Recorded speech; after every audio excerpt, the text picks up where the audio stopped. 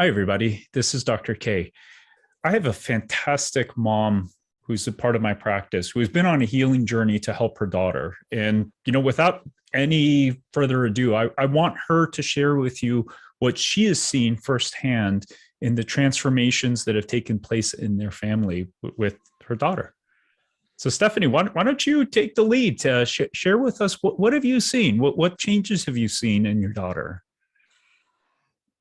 Dr. K, I basically started this whole mycotoxin. She was exposed to mold mycotoxins. I started the protocol that you gave me. And the day that I started the protocol, my daughter told me, "I love you" 3 times. So, number 1, I saw that. Number 2, let's go to number 2. Just aware more, paying attention more, looking at me and my husband more. Then even at school, every day, sometimes you think to yourself, I'm a parent, maybe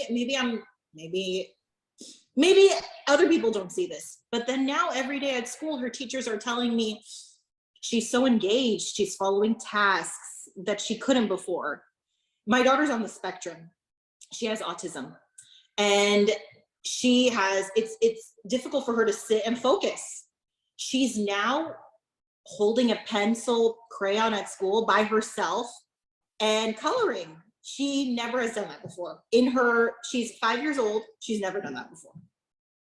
And these are things that not just her mom is seeing, her teachers. So the speech, number 1 is the speech. Just being clear to say yes, no. I've never heard those from her before. Mm. I had a nonverbal child. I hate to use that word nonverbal, but not speaking yet. And to go from not speaking yet to saying I love you that day was a really, really big deal for my husband and I.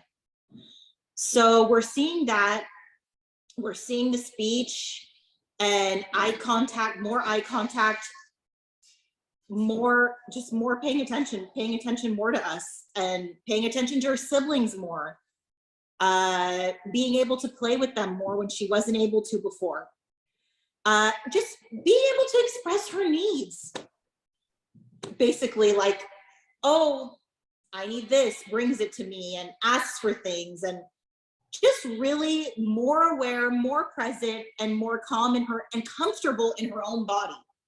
Just comfortable in her own body and her own skin, so she's able to be herself, to be free, for her soul to be who it's supposed to be. She's shining through. Exactly. So she hadn't said "I love you" prior to this, is what the audience needs to understand, right? No, she hasn't. Sorry. That's okay. No, she hasn't. And your husband witnessed change too. So it wasn't just you and the teachers. What things did he comment on? What things did he see as an observer? My husband is definitely more the glass is half empty than me, which is the glass is half full. He saw more, he just said, I can't believe how she's talking to us. She's never done this before. She's never been present like this before. She's doing so good. And for that, from a dad that is just so negative, and just finally to see the light that there's a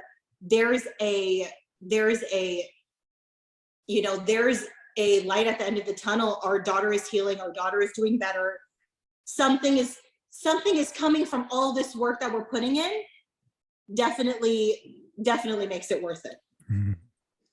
And that's what this is about. And, I want to give you so much credit, because you really inspire me is really the right word. And, you and other moms like you are really the reason why I push myself to keep learning and exploring and understanding.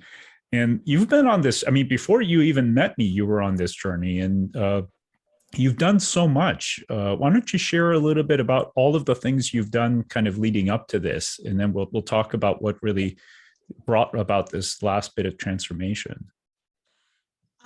So I started this journey when I noticed my daughter regressing when she was 2 years old. And I was pregnant at that time with my second child, and she's my oldest. So my hands were very full. And I noticed this change in her, and you don't want to accept it. But I met with doctors and I searched things online, and I just read about other moms like myself now. And they said there's hope, there's something that can be done.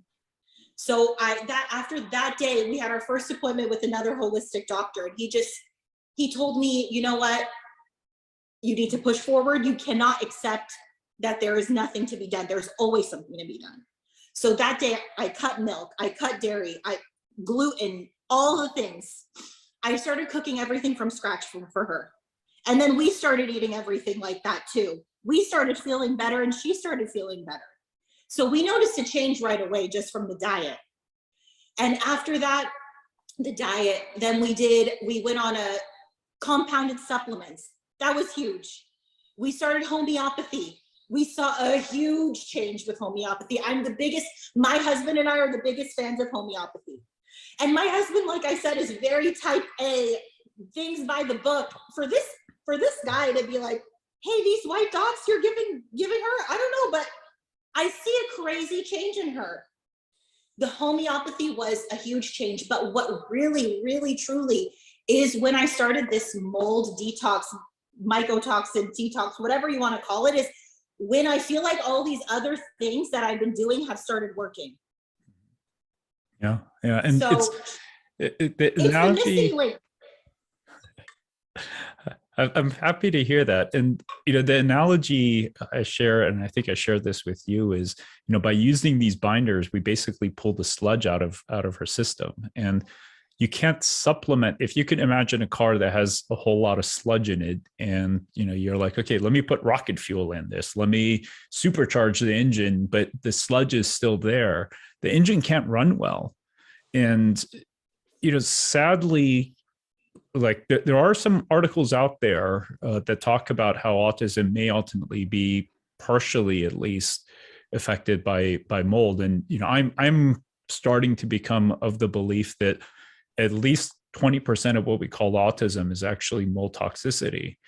And I think what happened in this case with your beautiful little girl is, by using something as crazy simple as clay, bentonite clay, which is like $18 for a 16-ounce bottle, which would probably last you a full year. Exactly.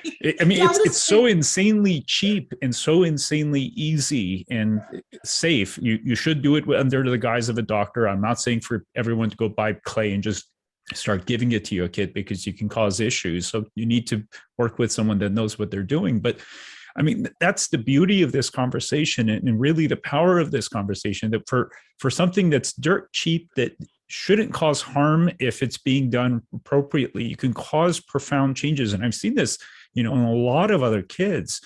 And all we basically did is just pull the sludge out of her system. We pulled these mycotoxins out of her system, and this beautiful human being that's always been there is now shining through.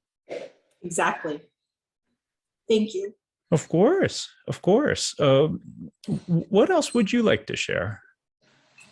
I'd like to share with other moms that never give up. Never let anybody tell you no. This is the end for your child. There's always something that can be done for your kid. There's always something, always something.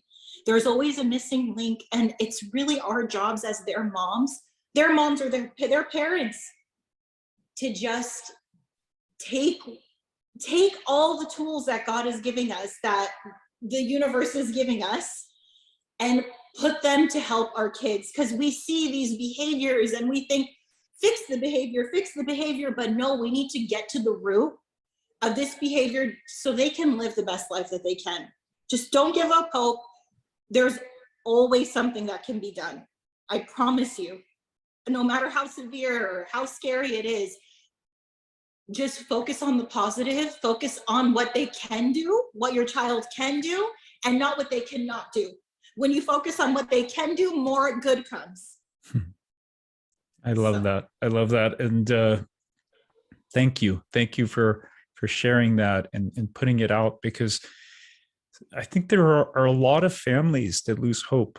There are a lot of families that, I mean, they don't want to give up, but they just reach a place where they say, well, this is just how my kid is. And I just have to accept that he or she is the way she is.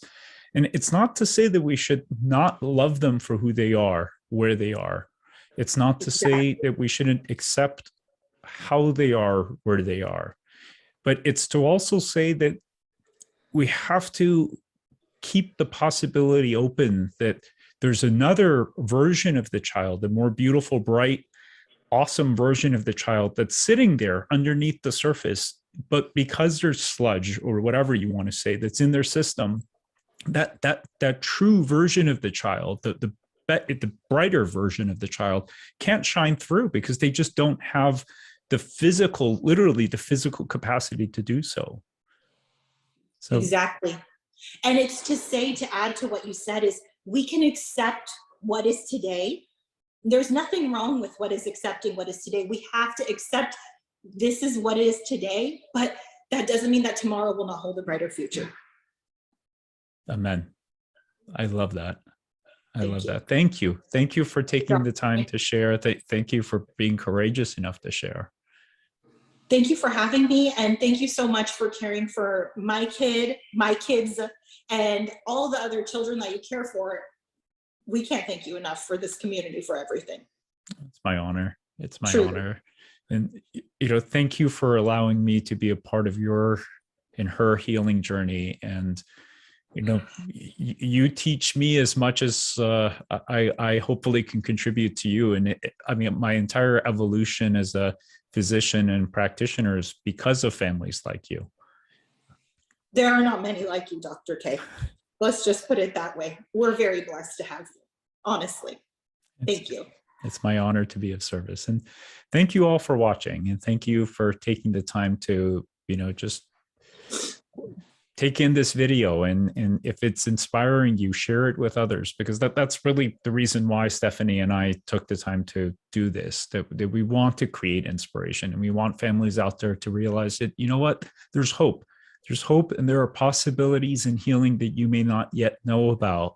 And the only way you're going to know that they exist is by just being open to the fact that, you know what, maybe there is more out there, and maybe I don't have to drive myself crazy, but I'm going to keep my heart open, and I'm going to keep my eyes open, and I'm going to keep searching, because there's an answer out there. We just need to find it.